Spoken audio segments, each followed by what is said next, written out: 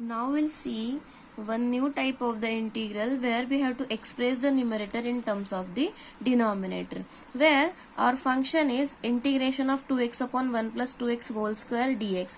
So here we cannot integrate it directly. So what we will do, we'll write the numerator in the terms of denominator. Here 2x is there, here also 2x is there, just plus 1 and bracket square is there. So we'll try to write 2x plus 1 and we'll subtract again 1 from this. So after after subtracting 1 minus 1, it will be again 0. So we'll get the original integral. Okay, so 2x plus 1 minus 1 upon 2x plus 1 whole square dx. So we'll separate the integral now. 2x upon 2x plus 1 whole square dx minus integration of 1 upon 2x plus 1 whole square dx. Now one bracket will cancel with this one power. So it will be integration of 1 upon 2x plus 1 dx minus integration of 1 upon 2x plus 1 square dx. Now we know that integration of 1 upon ax plus b is log of mod of ax plus b upon a. That is the derivative of ax plus b. Okay, so it will be log of mod of 2x plus 1 upon 2 minus, we know that integration of we know that derivative of 1 upon x is minus 1 upon x square. So integration of minus 1 upon 2x plus 1 whole square will be plus 1 upon 2x plus 1. If you are not understanding this, so we'll apply here power rule. So it will be 2x plus 1 raised to minus 2. So after applying the power rule, we'll get minus 2 plus 1 upon minus 2 plus 1 into derivative of 2x plus 1, that is 2. So 1 by 2 will be there plus constant of integration. Okay, so in the next step, log of mod of 2x plus 1 upon 2 plus 1 upon 2 minus plus 1 upon 2, and this minus 2 plus 1 power will be again minus 1, and in the denominator it will be plus 1. So 1 upon 2 into 2x plus 1 plus c, that is the constant of integration. Understood?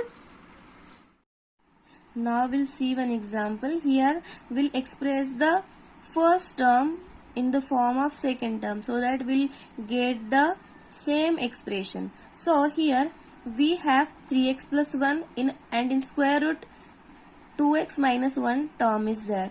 So we'll express 3x plus 1 in the form of 2x minus 1. So we'll see here. So 3x plus 1. We want 2x minus 1. So we'll write first 2x minus 1 in the bracket. Now in the original term 3x is there. So we'll write here 3 and we don't want 2. So we'll divide by 2. When we'll multiply 3 by 2 with 2x, we'll get 3x. So there is no issue for this 3x now. Okay, now minus 1. We have written minus 1. So when we'll multiply 3 by 2 with minus 1, it will be minus 3 by 2. And minus 3 by 2 is not there in the original term. So we have subtracted. So we'll add it. So it will be neutral then. So we'll add 3 by 2. And plus 1 was there. So we'll write it as it is. Any doubt in this? So 3 by 2 into 2x minus 1 plus 1 plus 3 by 2. When we'll calculate this, we'll get again 3x plus 1. Okay, in the next step, 3 by 2 into 2x minus 1. 1 plus 3 by 2 will be 5 by 2.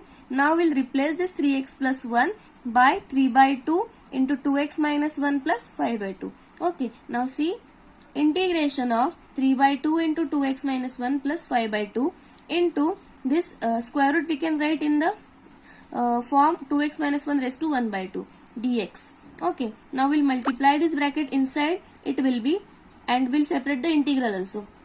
So 3 by 2 integration of 2x minus 1 raised to 1 into bracket raised to half. Same basis there, so we can add the powers. So it will be 3 by 2 dx plus, we'll write 5 by 2 as it is, integration of 2x minus 1 raised to 1 by 2 dx. Any doubt in this?